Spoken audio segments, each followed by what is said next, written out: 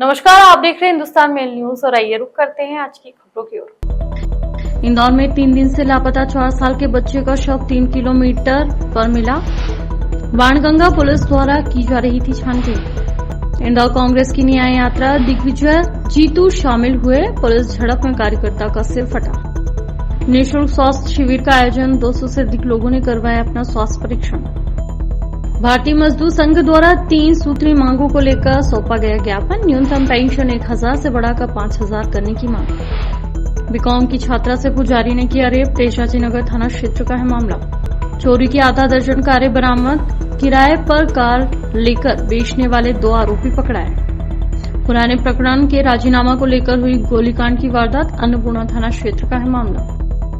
इंदौर में 4 साल के लापता बच्चे के तमाम खोजबीन के बाद कुछ देर पहले ही राहगीर द्वारा काहन नदी में देखा गया और पुलिस को सूचना दी गई। पुलिस ने तत्काल प्रभाव से बच्चे के शव को काहन नदी से निकालकर जांच पड़ताल शुरू कर दी है। दरअसल बाणगंगा थाना क्षेत्र के भागीरथपुरा में धार से अपने मामा ससुर के यहां पर राहुल बागवान अपने परिवार के साथ धार्मिक आयोजन में सम्मिलित होने आए थे और यहां पर अपने बच्चों के साथ 4 साल का नाबालिग बच्चा भी, जिसका नाम किशु है, वह खेल रहा था और अचानक से नाले में जा गिरा।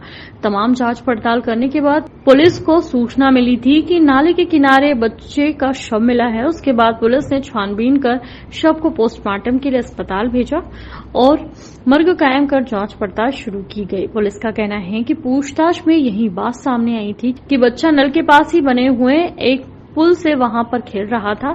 संभवतः वह इस पुल से जा गिरा क्योंकि पानी बहता हुआ करीब बंद 3 किलोमीटर दूर शव आकर रुक गया। क्रिश उर्फ केशु इसका नाम था, 4 साल का। तो ये 17 तारीख को लगभग 2:30 बजे से लापता था। तो उसी दिन से हम इसको लगातार सर्च कर रहे थे। जो इनके घर के पीछे नाला है, जो भगीरथपुरे का नाला है, वो आगे जाकर कान्ह नदी में मिलता है, जो बड़ा नाला हो जाता है और उसका तेज फ्लो है। तो संभवतः ये उसी दिन नाले में गिरा था और बहते बहते बड़े नाले में पहुंचा और उससे लगभग 2 से 2.5 किलोमीटर दूर अभी आज हमको ये मिला है, हीरानगर थाना क्षेत्र। सर कुछ आशंका कुछ लग रहा है ऐसा कुछ नहीं, क्योंकि उस दिन भी जब ये बच्चे गुमा था तब वहाँ पे लोगों ने बताया था कि जो पुलिया है बिना रेलिंग वाली, वहाँ पर ये झूल रहा था। तो उसी दिन से हमको आशंका थी कि ये संभवतः नाले में ही गिरा है और हम नाले में 2 दिन से तलाश कर रहे थे, लेकिन ये बहते बहते काफ़ी आगे निकल गया था और थोड़ा जंगल जैसा नाला था, इसलिए वहाँ तक पहुँचा। परिजनों ने कुछ जानकारी दी, इस तरह से कुछ परिजनों ने कुछ जानकारी दो, आशंका किसी ने? नहीं, परिजनों को कोई आशंका नहीं, उनका भी यही कहना था कि खेल रहा था, खेलते खेलते एकदम से कहीं चले गया। फिर उन्हीं के परिवार के लोगों ने बताया था कि वो नाले के जो रेलिंग है, बिना रेलिंग का नाला है, वहाँ पर देखा गया था, उसके पास में भैरव बाबा को उठला है। तो पहले दिन से ये शंका थी कि नाले में गिर सकता है। तो ये सर्चिंग के दौरान मिला है या सूचना दी थी किसी ने? हमारी टीम भी सर्चिंग कर रही थी और इनके परिवार के लोग भी सर्चिंग कर रहे थे। तो वो साथ साथ ही सर्चिंग कर रहे थे। तो पहले दिखा उनको, उन्होंने फोन लगाया, वहीं पास में हमारी पुलिस टीम थी, तो हम लोग। समर्थन मूल्य बढ़ाने के लिए प्रदेश भर में कांग्रेस आज शुक्रवार को न्याय यात्रा कलेक्ट्रेट पहुंच चुकी है। यात्रा चोइथराम मंडी से शुरू की गई और कांग्रेसी प्रदर्शन करते हुए चले। पूर्व मुख्यमंत्री दिग्विजय सिंह ने कलेक्ट्रेट के सामने संबोधित करते हुए कहा कि हमारी मांग है कि सोयाबीन के दाम 6000 रुपए प्रति क्विंटल होना चाहिए, जबकि सरकार ने 4892 रुपए एमएसपी तय की है। 1108 रुपए का यह अंतर राज्य सरकार को चुकाना चाहिए। यहाँ पीसीसी चीफ जीतू पटवारी ने कहा कि सरकार ने हमारी मांगे नहीं मानी तो अगले कदम में हम मंडियों को बंद कराएंगे। इसके बाद सभी विधानसभा क्षेत्रों में प्रदर्शन करेंगे। इससे पहले प्रशासन ने रैली की अनुमति निरस्त कर दी। प्रशासन ने 5 ट्रैक्टर की अनुमति दी, लेकिन कांग्रेस 150 ट्रैक्टर के साथ निकलना चाहते थे। प्रशासन ने इसके बाद 5 फिर अंततः 1 ही ट्रैक्टर लाने की अनुमति दी। इसे जीतू पटवारी चला रहे थे। यात्रा के बीच पुलिस से विवाद के बीच एक कार्यकर्ता का सिर फट गया। ये अभी लड़ाई है किसान की, उसके बेटों की, सोयाबीन के दाम की, गेहूं की, या वादा खिलाफी की, इसकी लड़ाई है। स्वास्थ्य की समस्या आजकल हर इंसान के जीवन की एक बड़ी समस्या बन चुकी है, लेकिन जीवन की व्यस्तताओं की वजह से कुछ लोग अपनी सेहत पर ध्यान नहीं दे पाते हैं। इसी को देखते हुए आज दयोदया मोटर्स और एयू फाइनेंस बैंक की तरफ से निःशुल्क स्वास्थ्य शिविर का आयोजन किया गया, जिसमें 200 से अधिक लोगों ने अपना स्वास्थ्य परीक्षण करवाया और उचित रोकथाम के दिशा निर्देश भी प्रशिक्षित डॉक्टर्स के द्वारा दिए गए। और हम इस वक्त मौजूद हैं शहर के दयोदया मोटर्स पे, जहाँ पे आज निशुल्क मेडिकल कैंप लगाया गया है। तो आप देख सकते हैं किस तरह से एक निजी अस्पताल की टीम यहाँ पर आई हुई है और जहाँ लोगों का सुबह से फ्री चेकअप किया जा रहा है और किस तरह से यहाँ पे अच्छे डॉक्टर्स की टीम बैठी हुई है। तो आप देख सकते हैं कि यहाँ पर ब्लड प्रेशर और शुगर का चेकअप किया जाता है और वहाँ पर डॉक्टर्स की टीम सजेस्ट करती है, जो भी रिपोर्ट्स में आता है उनको गाइड करती है।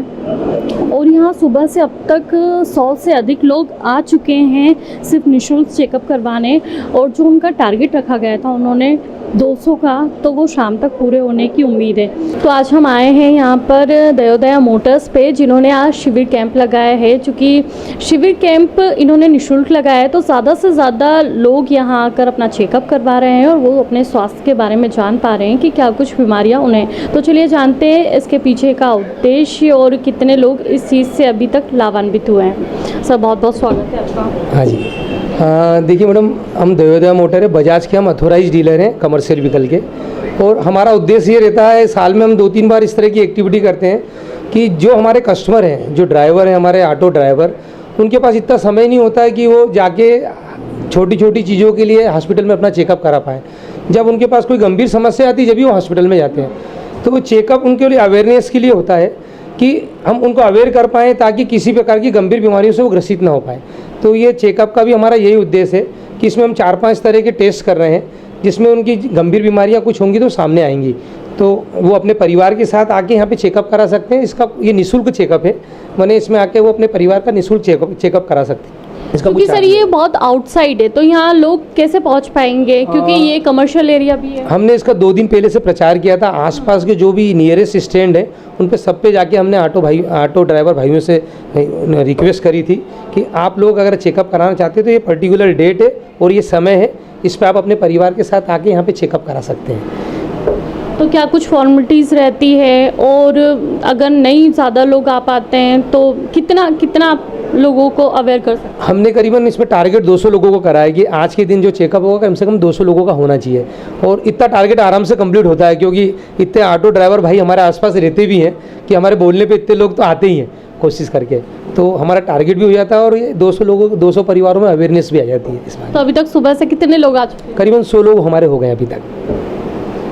जी, तो आप इस तरह के आयोजन साल में कितनी बार करते हैं, कहाँ करते हैं? मैडम, जैसे मेडिकल चेकअप के भी हम 1-2 बार आयोजन करते हैं, कुछ लाइसेंस के लिए भी हम आयोजन करते हैं, क्योंकि हमारा जो सेगमेंट है वो जो हमारे टारगेट कस्टमर हैं उनके लिए हम आयोजन करते हैं। याला जो भी हमारे टारगेटेड कस्टमर है कि उनके पास अगर लाइसेंस बनाने की कोई परेशानी आती है तो हम लाइसेंस का भी, लर्निंग लाइसेंस का एक कैंप लगाते हैं कि जो लोग लाइसेंस बनाना चाहते हैं तो उनको आसानी से लाइसेंस बनाने की जो प्रोसेस है उससे वो गुजर सकें, वो लाइसेंस बन पाए उनके। और मेडिकल चेकअप हम साल में 2 बार तो करते ही हैं। फिर एक बार जो अपना पॉल्यूशन का वो आता है उस समय हम वाहनों के भी फ्री चेकअप करते हैं कि पॉल्यूशन तो नहीं फैल रहा उन वाहनों से, इस टाइप के अवेयरनेस। मतलब आप इस तरह के सामाजिक कार्य करते रहते हैं? ये सामाजिक बोलते हैं आप, या शहर के लिए सबकी ड्यूटी है कि जागरूकता सब में आना चाहिए कि हमारे शहर को हम स्वच्छ रखें, तो हम भी स्वच्छ शहर में स्वच्छता से सांस ले सकें और इसके लिए हम लोगों को भी अवेयर करें। पहली बात, लोग इसमें आ चुके हैं और क्या कुछ प्रोसेस रहता है इसका? अभी जैसा कि सर ने बताया आपको, अभी अप्रोक्सीमेटली 100+ हो चुके हैं लोग और काफ़ी कोऑपरेटिव हैं। सर का जो स्टाफ है वो भी बहुत सपोर्टिव है। बेसिकली हम मेदांता हॉस्पिटल की तरफ से जो हम बेसिक हेल्थ चेकअप हम कर रहे हैं सर के कस्टमर का और एम्प्लॉयज़ का, उसमें रैंडम शुगर है, हाइट वेट है और ब्लड प्रेशर है।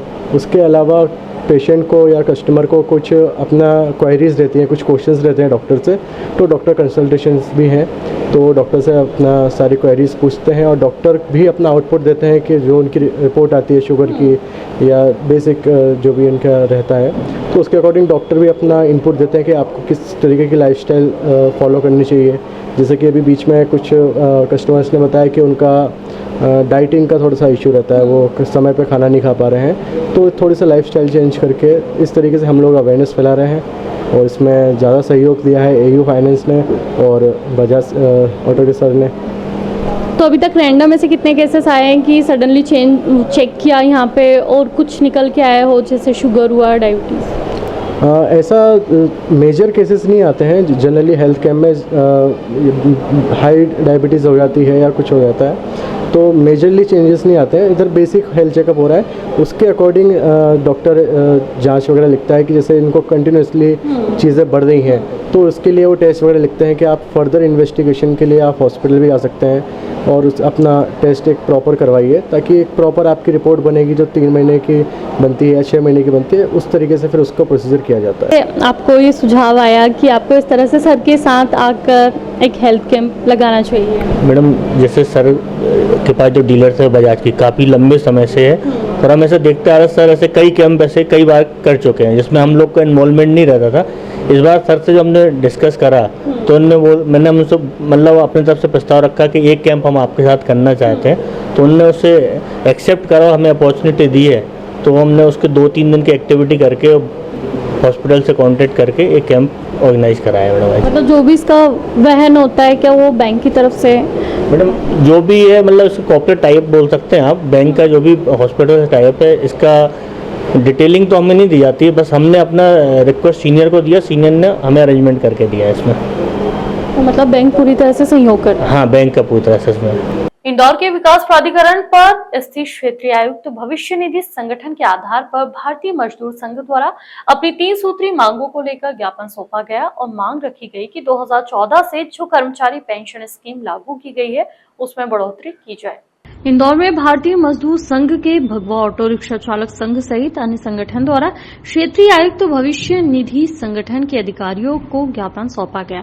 संघ से जुड़े हुए पदाधिकारी ज्ञापन का वाचन कर अधिकारी को बुलाकर ज्ञापन सौंप दिया। अधिकारियों का कहना है कि संघ से जुड़ी हुई जो भी मांगे उन्हें उच्च अधिकारी तक पहुंचाया जाएगा। उन्हें ऑफिस में काम था, इस कारण वह ज्ञापन जल्दी देने का बोल रहे थे, लेकिन जो मजदूर आए थे उनकी यह मांग थी कि कर्मचारी पेंशन स्कीम के अंतर्गत न्यूनतम पेंशन 1000 से बढ़ाकर 5000 प्रतिदर की जाए, महंगाई भत्ते के साथ ही लिंक जोड़कर भुगतान किया जाए और तमाम पेंशन धारकों को आयुष्मान भारत योजना का भी लाभ दिया जाए। लेकिन जिन मजदूरों के लिए यह संघ काम करता है, आज उन्हें मजदूरों की बात सुनने का समय अधिकारियों के पास तक नहीं था, लेकिन बाद में अधिकारियों ने ज्ञापन लेकर पूर्ण रूप से उनकी मांगों को लेकर अधिक उच्च स्तर तक पहुंचाने का आश्वासन दिया। तो वहीं अधिकारी के व्यवहार को लेकर संघ का कहना है कि वह इससे बड़ी बड़ी मीटिंग में बैठते हैं और हमारी बात सुनी जाती है। इंदौर के तेजाजी नगर में मंदिर के पुजारी पर छात्रा के रेप का केस दर्ज कराया है। पीड़िता का आरोप है कि आरोपी मेरे पिता पर दबाव डालकर मुझे बार बार मंदिर आने के लिए कहता था।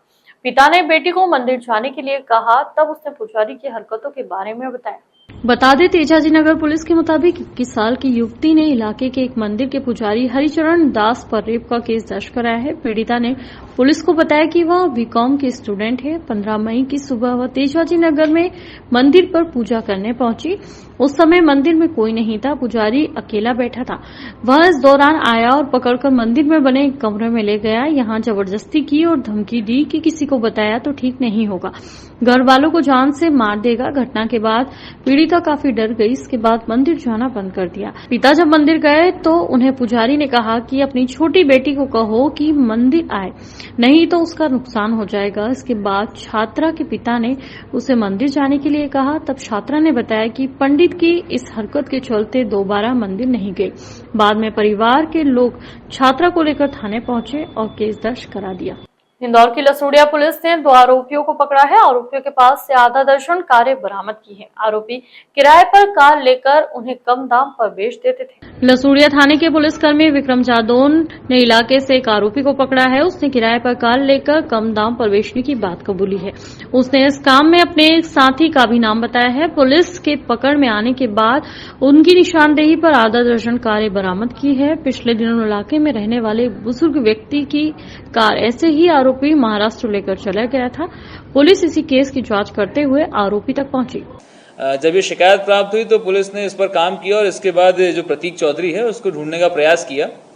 जब इसको ढूंढा गया तो ये मालूम पड़ा कि प्रतीक चौधरी एक और 2 लोग हैं, उनके साथ काम करके इस प्रकार से गैंग में काम करते हैं और जितनी भी ये गाड़ियां किराए पे देने का व्यवसाय है उसमें ये गाड़ियां किराए पर लेते हैं और गाड़ियां ले करके किसी दूसरे व्यक्ति को बेच देते हैं। इस प्रकार से जब इनसे और पूछताछ करी गई तो इनके पास से कुल 7 वाहन इसी प्रकार से गायब किए हुए प्राप्त किए, जिसमें से 2 फॉर्च्यूनर वाहन हैं, 2 महिंद्रा थार वाहन है, एक ग्लेंजा है, एक स्विफ्ट कार है और एक बलिनो कार है। इंदौर में ड्राइवर पर जानलेवा हमला कर गोलीकांड की घटना को अंजाम देने वाले नाबालिग बच्चे तक पुलिस पहुंच चुकी है। पुलिस का कहना है कि 2022 में भंवरकुआ थाने पर धोखाधड़ी का प्रकरण को लेकर वारदात की गई। पुलिस अभी भी कई एंगल पर जांच में जुटी हुई है। इंदौर के अन्नपूर्णा थाना क्षेत्र स्थित वैज्ञानिक नगर में जिम से अपने घर की ओर लौट रहे अविनाश और पिंटू सेन पर गोलीकांड की घटना को अंजाम दिया गया था, जिसमें पिंटू काफी गंभीर रूप से घायल हो गया था, जिसे तुरंत निजी अस्पताल में भर्ती कराया गया, जहां उसका इलाज जारी है। तो वहीं पूरे मामले में पुलिस का कहना है कि घायल पिंटू द्वारा भंवरकुआ थाने पर 2022 में धोखाधड़ी का 31 लाख रुपए से जुड़ा हुआ प्रकरण दर्ज कराया था, जिसमें नकली सोने के लेनदेन की बात भी सामने आ रही है। और इस घटनाक्रम की कड़ी को जोड़ते हुए पुलिस ने इस घटनाक्रम का खुलासा किया। पुलिस का कहना है कि तमाम सीसीटीवी फुटेज खंगालने के बाद एक युवक व्यक्ति 2 पहिया वाहन पर मास्क पहने हुए नजर आया था और उसकी जांच पड़ताल की और फरियादी से बातचीत की तो पता चला कि उसके द्वारा जो धोखाधड़ी का प्रकरण दर्ज कराया था उसके सेटलमेंट यानी कि राजीनामा को लेकर चर्चा चल रही थी और इस दौरान उस पर गोलीकांड की वारदात हुई। फिलहाल पुलिस तमाम तथ्यों को जोड़ने के बाद आखिरी पायदान तक पहुंच चुकी है और नाबालिग बच्चे को लेकर पुलिस तलाश कर रही है। नाबालिग बच्चा पकड़े जाने के बाद पूरी घटनाक्रम का खुलासा होने की बात कही जा रही है। फिलहाल अभी पुलिस तमाम सबूत के आधार पर कार्रवाई कर रही है और आने वाले समय में पूरा प्रकरण आरोपियों की संख्या भी बढ़ सकती है। उसमें मुख्य रूप से जो आरोपी 3 लोग थे, उसमें से ये जो आरोपी है इसमें जिसने गोली चलाई थी, ये अथर्व नाम का लड़का है। इसके पिता, माँ और इसके चाचा, तीनों लोगों के विरुद्ध वो आपराधिक प्रकरण दर्ज हुआ था। उसी मामले में ये राजीनामा करने का प्रयास कर रहे थे अविनाश सेन से, लेकिन वो पैसों के निगोशिएशन के लेके इनकी बात से बन नहीं पाई, उसमें कुछ विवाद हुआ। उसी के बाद इन्होंने ये घटना को अंजाम दिया है। इसमें लगभग 450 सीसीटीवी फुटेज चेक करने के बाद सारी स्थितियों का खुलासा हो गया। जब घर से आरोपी निकला है और जिस तरह से घटना को अंजाम दिया है, वो सारी चीजें हमने इकट्ठी कर ली हैं।